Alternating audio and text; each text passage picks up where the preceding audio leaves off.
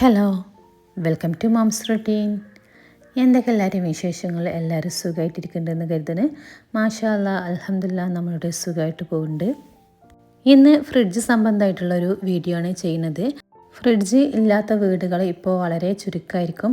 അപ്പോൾ നമ്മൾ അതെങ്ങനെയാണ് ക്ലീൻ ചെയ്ത് കൊണ്ടുപോകേണ്ടത് എന്നുള്ളതും കുറേ കാലം കേടുകൂടാതെ എങ്ങനെ നമുക്ക് ഫ്രിഡ്ജ് സൂക്ഷിക്കാൻ പറ്റും എന്നുള്ളതും അതിലെങ്ങനെയൊക്കെ സാധനങ്ങൾ, ആഹാര സാധനങ്ങൾ പ്രത്യേകിച്ച് ശ്രദ്ധിക്കണം. നമ്മൾ വെക്കുമ്പോൾ എന്തൊക്കെ കാര്യങ്ങൾ ശ്രദ്ധിക്കണം, ചൂടുള്ളത് വെക്കാൻ പാടുണ്ടോ, ചൂടില്ലാത്തതാണോ, എങ്ങനെയാണ് അത് എടുക്കേണ്ടത്, അതെങ്ങനെയാണ് എത്ര ദിവസം വെക്കാം, ഫ്രിഡ്ജിൽ വെക്കാൻ പാടില്ലാത്ത ആഹാര സാധനങ്ങൾ ഏതൊക്കെയാണ്, ഏതൊക്കെ സാധനങ്ങൾ വെച്ചാലാണ് അത് അസുഖമായിട്ട് മാറുക, നമ്മളത് കഴിച്ച് കഴിഞ്ഞിട്ടുണ്ടെങ്കിൽ ഇങ്ങനെ ടെമ്പറേച്ചർ എന്തൊക്കെ ശ്രദ്ധിക്കണം, ഫ്രിഡ്ജിൽ സാധനങ്ങൾ കേടാതിരിക്കാൻ നമ്മൾ ടെമ്പറേച്ചറും കൂടി ശ്രദ്ധിക്കണം. അങ്ങനെ ഫ്രിഡ്ജ് സംബന്ധമായിട്ടുള്ള എല്ലാ കാര്യങ്ങളും നമ്മളിതിൽ പറഞ്ഞിട്ടുണ്ട്. എല്ലാവരും വീഡിയോ ഫുള്ളായിട്ട് കണ്ടൊക്കെ എന്തായാലും യൂസ്ഫുൾ ആയിരിക്കും. ആദ്യം തന്നെ നമുക്ക് ക്ലീനിങ്ങിനെ കുറിച്ചിട്ടാണ് പറയുന്നത് കേട്ടോ. അപ്പോൾ ഞാൻ മാസത്തിലൊരു പ്രാവശ്യമാണ് ഫ്രിഡ്ജൊന്ന് ഡീപ്പ് ക്ലീനിങ് ചെയ്യുക. നമ്മൾ സ്വിച്ചൊക്കെ ഓഫാക്കി ഫ്ലഗുമെന്നൊക്കെ ഊരിയിട്ടിട്ടാണ് നമ്മളിത് ആ ക്ലീനിങ്ങിനായിട്ട് നിൽക്കുന്നത്. അപ്പോൾ അതിലുള്ള സാധനങ്ങളൊക്കെ മൊത്തത്തിൽ മാറ്റിയിട്ടുണ്ട്. തട്ടുകളൊക്കെ നമ്മൾ എടുത്ത് മാറ്റുകയാണ് ചെയ്യുന്നത്. ഇത് ഞാനൊരു മാസത്തിലൊരു പ്രാവശ്യമാണ് ഇങ്ങനെ ചെയ്യലുള്ളൂ. നിങ്ങൾ ഫ്രിഡ്ജ് കൂടുതൽ റഫായിട്ട് യൂസ് ചെയ്യുന്ന ആളുകളാണെന്നുണ്ടെങ്കിൽ, കുറേ സാധനങ്ങൾ കൊടുന്ന് വെക്കുന്നവരാണെങ്കിൽ അതൊരു 15 ദിവസത്തിലാക്കുക. ഇനി നമ്മൾ ക്ലീൻ ചെയ്യാനുള്ളൊരു സാധനം ഉണ്ടാക്കണം. അത് 1 സ്പൂണ് സോഡാപ്പൊടി എടുത്തിട്ടുണ്ട്. പിന്നെ അതിലേക്ക് നമ്മൾ ഒരു ചെറുനാരങ്ങൻ്റെ ജ്യൂസ് പിഴിഞ്ഞൊഴിച്ചിട്ടുണ്ട്. പിന്നെ നമ്മൾ കുറച്ച് ഹാൻഡ് വാഷും കൂടി ചേർത്തിട്ടുണ്ട്. എന്നിട്ട് വെള്ളം കൂടി ഒഴിച്ചിട്ട് ഒന്ന് ലൂസാക്കി എടുത്തിട്ടുണ്ട്. ഇതുപോലെ ആക്കി എടുത്തിട്ടുണ്ട്. എന്നിട്ട് ഇത് വെച്ചിട്ടാണ് ഞാൻ മാസത്തിലൊരു പ്രാവശ്യം ക്ലീൻ ചെയ്യൽ. അപ്പോൾ സോഡാപ്പൊടി നല്ലൊരു ക്ലീനിങ് ഏജൻറ്റാണ് കേട്ടോ. ഇത് ഇങ്ങനെ തുടച്ച് കഴിഞ്ഞിട്ടുണ്ടെങ്കിൽ നമ്മളെ ഫ്രിഡ്ജിൻ്റെ ഉള്ളിൽ ബാഡ് സ്മെല്ല് കാര്യങ്ങളൊക്കെ ഉണ്ടെന്നുണ്ടെങ്കിൽ അതൊക്കെ പോവാനും, പിന്നെ എന്തെങ്കിലും കറകളും കാര്യങ്ങളുണ്ടെങ്കിൽ അത് പോവാനും, പിന്നെ എന്താ പറയുക ബാക്ടീരിയകളുണ്ടെങ്കിൽ അത് പോവാനും നല്ലതാണ് കേട്ടോ ഈ സോഡാപ്പൊടി. പിന്നെ ഇങ്ങനെ ഇതും കൂടി ചെറുനാരങ്ങൻ്റെ ജ്യൂസും കൂടി ആക്കിയിട്ട് നമ്മളിങ്ങനെ തുടച്ചെടുക്കുന്നത്. കുറച്ച് വെള്ളത്തോടുക്ക് തന്നെ നമ്മൾ ഒരു തുണി അതിൽ മുക്കിയാണ്ട് എല്ലാ ഭാഗവും ഒന്ന് തുടച്ചെടുക്കണം കേട്ടോ. അപ്പോൾ ഞാൻ പറഞ്ഞല്ലോ, റഫ് യൂസ് ആണെന്നുണ്ടെങ്കിൽ അങ്ങനെ ഒരു 15 ദിവസം കൂടുമ്പോഴൊക്കെ തുടച്ചെടുത്താൽ മതി. നമ്മളെ ഫ്രിഡ്ജിൻ്റെ ഉള്ളിൽ ബാക്ടീരിയകളും ഫംഗസും ഒക്കെ പടരാനുള്ള ചാൻസ് ഉണ്ട് കേട്ടോ. അത് വരുന്നത് എങ്ങനെയെന്ന് കരുതിയിട്ടുണ്ടെങ്കിൽ, നമ്മൾ ഫ്രിഡ്ജിൽ ആഹാര സാധനങ്ങൾ ഇങ്ങനെ തുറന്ന് വെച്ചിട്ട് കഴിഞ്ഞിട്ടുണ്ടെങ്കിൽ, അല്ലാന്നുണ്ടെങ്കിൽ പുളിച്ച സാധനങ്ങൾ വെക്കുക. അത് നമ്മൾ കേടായാലും ചിലർ കുറേ സാധനങ്ങൾ മാറ്റിയിട്ടുണ്ടാവില്ല. ഫ്രിഡ്ജിൻ്റെ ഉള്ളിലുള്ള എല്ലാ സാധനങ്ങളും കൊണ്ടുപോയി തള്ളുന്നവരുണ്ട്. അങ്ങനെ നമ്മൾ ഫ്രിഡ്ജ് ഒരിക്കലും യൂസ് ആക്കരുത്. അങ്ങനെ ആയി കഴിഞ്ഞിട്ടുണ്ടെങ്കിൽ മറ്റുള്ള ആഹാര സാധനങ്ങളിലൊക്കെ ഈ ബാക്ടീരിയകൾ പടരാനും ഒക്കെ ചാൻസ് ഉണ്ട്. കേടായിട്ടുള്ള ഭക്ഷണങ്ങൾ ഒരിക്കലും ഫ്രിഡ്ജിൽ നമ്മൾ കൂടുതൽ വെക്കരുത്. എന്തായാലും ഒരാഴ്ചയിൽ കൂടുതൽ ഭക്ഷണ സാധനങ്ങൾ നമ്മൾ ഫ്രിഡ്ജിൽ വെക്കരുത് കേട്ടോ.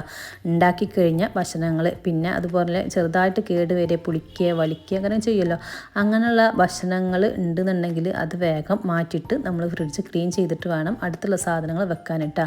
അപ്പോൾ ഞാനിതാ ഫ്രിഡ്ജ് മൊത്തത്തിലൊന്ന് തുടച്ചെടുത്തിട്ടുണ്ട്. ആദ്യം നമ്മൾ ആ ഒരു ലിക്വിഡിൽ നമ്മൾ മുക്കിയിട്ട് തുടച്ചതിന് ശേഷം വീണ്ടും നമ്മൾ തുണി 2-3 പ്രാവശ്യം പിഴിഞ്ഞിട്ട് നല്ല വെള്ളത്തിൽ പിഴിഞ്ഞിട്ട് വീണ്ടും തുടച്ചെടുത്തിട്ടുണ്ട് കേട്ടോ. ഇങ്ങനെ ചെയ്ത് കഴിഞ്ഞാൽ നല്ല എന്താ പറയുക വിമുക്തമായിട്ട് ഫ്രിഡ്ജ് നല്ല വൃത്തിയായിട്ട് ഇരിക്കും. ഇനി നമ്മൾ ഫ്രീസറാണ് ക്ലീൻ ചെയ്യാൻ വേണ്ടി പോണത്.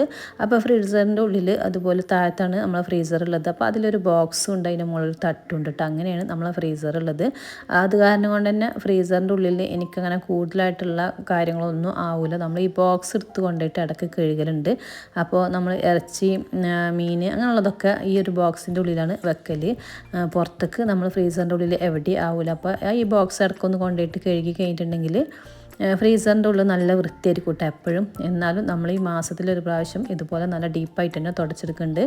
ഇങ്ങനെ ഈ ഒരു സോഡാപ്പൊടിയും കാര്യങ്ങളൊക്കെ വെച്ചിട്ട് തുടച്ചെടുത്ത് കഴിഞ്ഞിട്ടുണ്ടെങ്കിൽ ചെറിയ കുത്തുകൾ കാര്യങ്ങൾ, ഈ ലെമണും ഈ സോഡാപ്പൊടിയും കൂടി ചേരുമ്പോൾ നല്ലൊരു ക്ലീനിങ് ഏജൻറ്റാണ് കേട്ടോ. അത് നല്ല ക്ലീനായിട്ട് ഇരിക്കും എല്ലാ ഭാഗവും. പിന്നെ അത് മാത്രമല്ല, ഈ സ്മെല്ലുകൾ ഉണ്ടെങ്കിൽ, ബാഡ് സ്മെല്ലുണ്ടെങ്കിൽ പോകാനും അത് നല്ലതാണ്. പിന്നെ ഫ്രിഡ്ജ് നമ്മൾ എപ്പോഴും ഇതുപോലെ 4 സൈഡും ഇങ്ങനെ ഗ്യാപ്പ് ഇട്ടിട്ട് വേണം ഫ്രിഡ്ജ് വെക്കാൻ വേണ്ടിയിട്ടാണ്.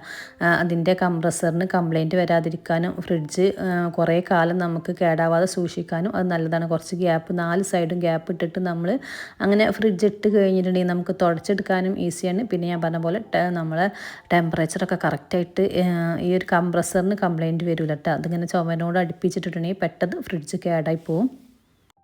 അപ്പോൾ ക്ലീനിങ്ങിൻ്റെ കാര്യത്തിൽ നമ്മൾ ഈ കാര്യങ്ങളാണ് ശ്രദ്ധിക്കേണ്ടത്. പിന്നെ സാധനങ്ങൾ നമ്മൾ കൊണ്ടുപോയി വെക്കുമ്പോൾ ആഹാര സാധനങ്ങൾ ഓരോരോ ബോക്സിലാക്കിയിട്ട് നമ്മൾ ബാക്കിയുള്ളതൊക്കെ ഉണ്ടാകുമ്പോൾ കൊണ്ടുവെക്കുമല്ലോ.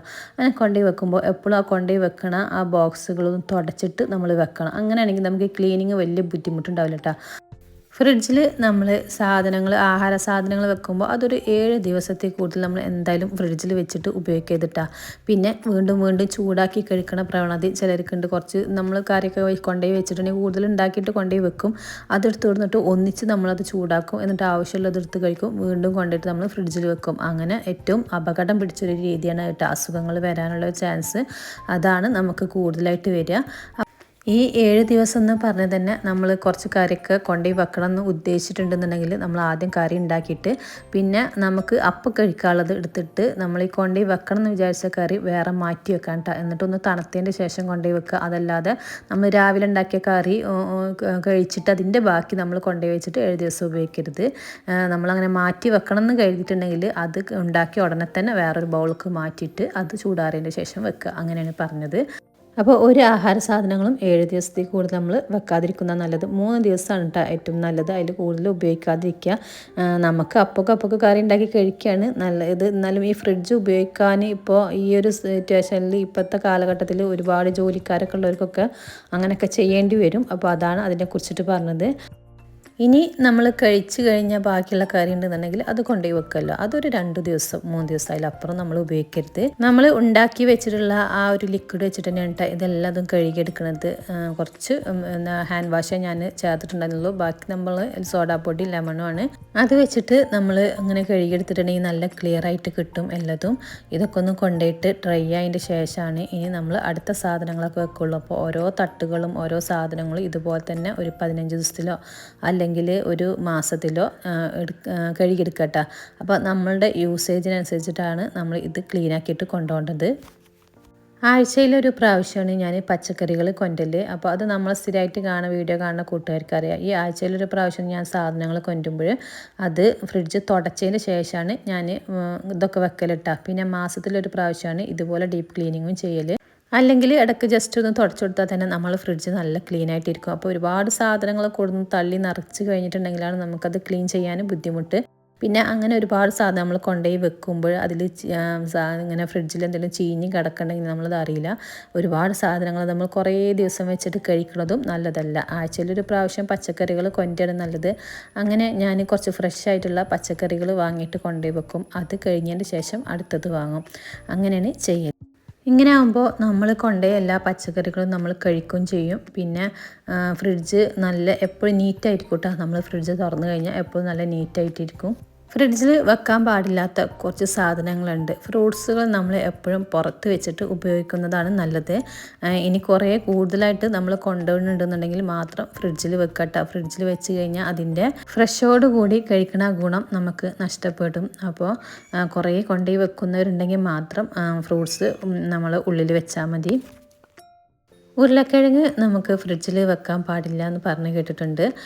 ഫ്രിഡ്ജിൽ വെക്കാതിരിക്കുന്ന നല്ല പുറത്ത് വെക്കുക ഉരുളക്കിഴങ്ങ്. പിന്നെ ബ്രെഡ് നമ്മൾ ഫ്രിഡ്ജിൽ വെക്കാൻ പാടില്ല. ബ്രെഡ് എപ്പോൾ കൊടുന്നാലും 3 ദിവസത്തിൽ കൂടുതൽ ബ്രെഡ് നമ്മൾ ഉപയോഗിക്കരുത്. അത് പുറത്ത് വെച്ചിട്ട് തന്നെ ഉപയോഗിക്കുക. പിന്നെ ചിക്കന്, ഫിഷ്, പിന്നെ ബീഫ് അങ്ങനെയുള്ളതൊക്കെ ഉണ്ടാവുമല്ലോ, അത് നമ്മൾ ഫ്രീസറിൽ വെച്ചിട്ട് ഉപയോഗിക്കുമ്പോൾ നമുക്ക് എത്രയാണോ ആവശ്യമുള്ളത് അതിനനുസരിച്ചിട്ട് മാറ്റി വെക്കട്ടെ. അല്ലാന്നുണ്ടെങ്കിൽ നമ്മൾ ഒന്നിച്ച് കൊണ്ടിട്ട് ഇത് കട്ടായതിൻ്റെ ശേഷം അതെടുത്ത് കൊടുത്തിട്ട് നമ്മൾ ഐസൊക്കെ കളഞ്ഞിട്ട് കുറച്ചെടുത്ത് ബാക്കി വീണ്ടും അതിൽ കൊണ്ടുപോയി വെക്കുക എന്നാണ്. അങ്ങനെ ചെയ്യരുത്. അത് ഏറ്റവും അപകടം പിടിച്ച രീതിയാണ്. അപ്പോൾ അത് നമ്മൾ കട്ടൊക്കെ കളഞ്ഞ് ഐസൊക്കെ കളഞ്ഞിട്ട് നമ്മൾ പിന്നെ വീണ്ടും കൊണ്ടുപോയിട്ട് തണുപ്പിച്ചിട്ട് ഫ്രീസറിൽ വെച്ച് കഴിഞ്ഞിട്ടുണ്ടെങ്കിൽ അത് അങ്ങനെ നമ്മൾ ഉപയോഗിക്കാൻ വേണ്ടി പാടില്ല. അപ്പോൾ ആവശ്യത്തിന് കുറേശ്ശായിട്ട് മാറ്റി വെച്ചിട്ട് നമ്മൾ ഉപയോഗിക്കട്ടെ. അപ്പോൾ അതും ഒന്ന് ശ്രദ്ധിക്കുക. ഫ്രീസറിൽ സാധനങ്ങൾ വെച്ച് നമുക്ക് 2 മാസമൊക്കെ ഉപയോഗിക്കാം. പക്ഷേ ഈ രീതിയിൽ ചെയ്യാൻ പാടില്ല. ഇനി ഞാനിത് ഓരോ സാധനങ്ങളും നമ്മൾ വെക്കണം. ഇപ്പോൾ ഒരാഴ്ചക്കുള്ളതാണ് കൊടുത്തിട്ടുള്ളതെന്ന് പറഞ്ഞല്ലോ. ക്യാരറ്റൊക്കെ ഞാൻ കുറച്ച് കൂടുതലായിട്ട് കൊണ്ടിട്ടുണ്ട് കേട്ടോ. അപ്പോൾ അത് നമുക്ക് എത്രയാണ് ഉപയോഗിക്കുന്നത് സാധനങ്ങൾ അതിനനുസരിച്ച് നമ്മൾ സാധനങ്ങൾ കൊണ്ടുവരും. ഈ ആഴ്ചയിൽ ഞാൻ പച്ചക്കറിയും ഫ്രൂട്ട്സൊക്കെ കൂടുന്നത് കുറച്ച് കുറവാണ്. ഓണായിട്ട് നല്ല വില കൂടിയിട്ടുണ്ട് ഫ്രൂട്ട്സിനും പച്ചക്കറിക്കൊക്കെ. അപ്പോൾ ആവശ്യമുള്ളത് മാത്രം അത്യാവശ്യമുള്ളത് മാത്രമാണ് ഞാൻ കൊടുത്തിട്ടുള്ളത്. തക്കാളിയൊക്കെ നമ്മൾ തുടച്ചിട്ട് വെക്കാൻ വേണ്ടിയിട്ട് ശ്രദ്ധിക്കട്ടെ. തുടച്ചിട്ട് അതിൻ്റെ ഒരു ഞെട്ടി ഭാഗം ഉണ്ടല്ലോ, അത് നമ്മൾ കമിഴ്ത്തിയിട്ട് ഇങ്ങനെ വെച്ചെടുത്ത് കഴിഞ്ഞിട്ടുണ്ടെങ്കിൽ കുറച്ചും കൂടി തക്കാളി ഇങ്ങനെ ഫ്രഷ് ആയിട്ടിരിക്കും. കടയിൽ നിന്ന് നമ്മൾ തക്കാളി കൊണ്ടുമ്പോൾ അതിങ്ങനെ ഒന്നിച്ച് കൂട്ടിയിട്ട് അതിൻ്റെ ഇടയിൽ നല്ല നമ്മൾ എടുത്ത് കൊണ്ടുവരണം. അപ്പോൾ അതിൻ്റെ ഇടയിലൊക്കെ ചീഞ്ഞതും പൊട്ടിയതും അങ്ങനെയുള്ളതൊക്കെ ഉണ്ടാവും. അപ്പോൾ അതിൻ്റെ നീരും കാര്യങ്ങളൊക്കെ മറ്റുള്ള തക്കാളികളിലും കൂടി പടരും. അപ്പോൾ അതൊക്കെ ഒന്ന് തുടച്ചിട്ട് കഴുകിയിട്ടൊന്ന് കൂടി തുടച്ചിട്ട് വെക്കാൻ പറ്റുന്നുണ്ടെങ്കിൽ അങ്ങനെ ചെയ്യുക. അല്ലാന്നുണ്ടെങ്കിൽ ഇതുപോലെ തുടച്ചിട്ട് വെക്കാട്ടോ. അപ്പോൾ നമ്മളെ തക്കാളി ഒരു ബാഡ് സ്മെല്ലും കാര്യങ്ങളൊന്നും ഉണ്ടാവില്ല. പിന്നെ ഫ്രിഡ്ജിൻ്റെ ഉള്ളിൽ വെക്കുന്ന സാധനങ്ങൾ ഒന്ന് വൃത്തിക്ക് വെച്ച് കഴിഞ്ഞാൽ ഫ്രിഡ്ജിൻ്റെ ഉള്ളിലും ആ ബാഡ് സ്മെല്ല് വരില്ല. നമ്മൾ ഇതുപോലെ കക്കിരി ഇങ്ങനെ പഴം അല്ലെങ്കിൽ ഫ്രൂട്ട്സുകളൊക്കെ കൊടുത്തിട്ട് പുറത്ത് വെക്കട്ടെ. അപ്പോൾ നമുക്കത് കാണുമ്പോൾ എടുത്ത് കഴിക്കാനും വേഗം കഴിക്കും. ഫ്രിഡ്ജിൻ്റെ ഉള്ളിൽ വെച്ച് കഴിഞ്ഞാൽ അതിൻ്റെ ഫ്രഷ്നെസ്സും നമുക്ക് നഷ്ടപ്പെടും.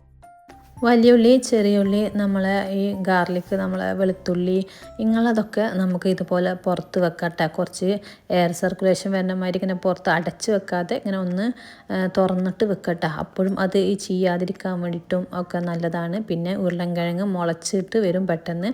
അപ്പോൾ അത് മുളക്കാതിരിക്കാൻ നമുക്ക് ആഴ്ചയിൽ ഒരു പ്രാവശ്യത്തിനുള്ളത് കൊടുന്നാൽ മതി. പിന്നെ ഇഞ്ചി, വെളുത്തുള്ളി അതൊന്നും ഫ്രിഡ്ജിൽ വെക്കാൻ പാടില്ല എന്നൊക്കെ ചിലർ പറയണത് കേൾക്കാം. പക്ഷേ അതൊന്നും കുഴപ്പമില്ല കേട്ടോ. ഇഞ്ചി ഞാൻ ഫ്രിഡ്ജിലാണ് വെക്കൽ, വെളുത്തുള്ളി പുറത്താണ് വെക്കൽ. പിന്നെ നമ്മൾ ശ്രദ്ധിക്കേണ്ട ഒരു കാര്യം തന്നെ ടെമ്പറേച്ചറാണ് കേട്ടോ. അതാ ഫ്രിഡ്ജിൽ നമുക്ക് ടെമ്പറേച്ചർ എപ്പോഴും ശ്രദ്ധിക്കണം. അപ്പോഴാണ് നമ്മൾ ഈ ഫ്രിഡ്ജിനുള്ളിൽ വെച്ച സാധനങ്ങൾ നമുക്ക് കറക്റ്റായിട്ട് ഉപയോഗിക്കാൻ വേണ്ടി പറ്റുള്ളൂ. അപ്പോൾ നമ്മൾ ഫ്രിഡ്ജിൻ്റെ ഉള്ളിൽ ടെമ്പറേച്ചർ ഇതുപോലെ എഴുതിയിട്ടുണ്ടാവും. അപ്പോൾ അതിനനുസരിച്ചിട്ട് നമുക്ക് സെറ്റ് ചെയ്ത് വെക്കാം. ഓരോരോ സീസണിന് അനുസരിച്ചിട്ട് സെറ്റ് ചെയ്യാനുള്ളതുണ്ടാവും. അപ്പോൾ അങ്ങനെ ചെയ്യുക. അതില്ലാത്തവരാണെന്നുണ്ടെങ്കിലും ഒരു നോർമൽ ടെമ്പറേച്ചറിൽ നമ്മൾ ആക്കി വെക്കട്ടെ. അഥവാ ഫ്രിഡ്ജിൽ വെക്കണ സാധനങ്ങൾ കേട് വരുന്നുണ്ടെന്നുണ്ടെങ്കിൽ ആ ടെമ്പറേച്ചർ ഒന്നും കൂടി കൂട്ടി വെച്ച് നോക്കുക. അപ്പോൾ എങ്ങനെ ഇരിക്കുന്നുണ്ട് എന്നുള്ളത് നോക്കട്ടെ. ഫ്രീസറും അതുപോലെ തന്നെ നമ്മൾ ശ്രദ്ധിക്കുക. അപ്പോൾ ഞാനിത് ഈ ഒരു ബോക്സിലാണ് നമ്മൾ ഇറച്ചി, മീൻ കാര്യങ്ങളൊക്കെ വെക്കൽ. അതുകൊണ്ട് നമ്മൾ ബാക്കിയുള്ള ഭാഗത്തേക്കൊന്നും ആവില്ല. ഇതിൻ്റെ മുകളിൽ വേറെ എന്തെങ്കിലും ഉണ്ടെങ്കിൽ നമുക്ക് വെക്കട്ടെ. തേങ്ങ ചിരവിയിട്ടൊക്കെ നമുക്ക് പാർട്സൊക്കെ ആക്കിയിട്ട് ഓരോരോ കുറച്ചാക്കിയിട്ട് നമുക്ക് ഫ്രീസറിൻ്റെ ഉള്ളിൽ വെച്ചാൽ അത് കേടാവാതെ കുറേ ഇരിക്കും. എല്ലാ സാധനങ്ങളും അടച്ചിട്ട് വെക്കാൻ വേണ്ടിയിട്ട് പ്രത്യേകം ശ്രദ്ധിക്കുക. അപ്പോൾ നമുക്ക് ഫ്രിഡ്ജിനെ കുറിച്ചിട്ട് ഫ്രിഡ്ജ് ദോഷകരമാവാത്ത രീതിയിൽ എങ്ങനെ ഉപയോഗിക്കാം എന്നുള്ള കുറച്ച് കാര്യങ്ങളാണ് നമ്മൾ ഇന്ന് നിങ്ങളായിട്ട് ഷെയർ ആക്കിയിട്ടുള്ളത്. ഇഷ്ടമായിട്ടും യൂസ്ഫുള്ളായിട്ടൊക്കെ തോന്നിയിട്ടുണ്ടെങ്കിൽ എല്ലാ കൂട്ടുകാരും ഈ വീഡിയോ ഒന്ന് ഷെയർ ചെയ്യുക, ലൈക്ക് ചെയ്യുക. ലൈക്ക് ചെയ്യുമ്പോൾ ഹൈപ്പ് ഒന്ന് ചെയ്യുക. കമൻസുകൾ അറിയിക്കട്ടെ, അവൈലബിൾ ആയിട്ടുള്ള കമൻസുകൾ അറിയിക്കുക. പിന്നെ ഹൈപ്പ് ചെയ്യുമ്പോൾ ഒരു പോയിൻറ്റ്സ് കാണിക്കും അടിയിലിട്ട്. അപ്പോൾ അതും കൂടി ഒന്ന് ആക്കി വെക്കുക, മറ്റുള്ളവർക്ക് എത്താൻ വേണ്ടിയിട്ടാണ്. ബുദ്ധായിട്ട് കാണുന്ന കൂട്ടുകാർ സബ്സ്ക്രൈബും ചെയ്യുക. മറ്റൊരു വീഡിയോ ആയിട്ട് വരാം. Thanks for watching.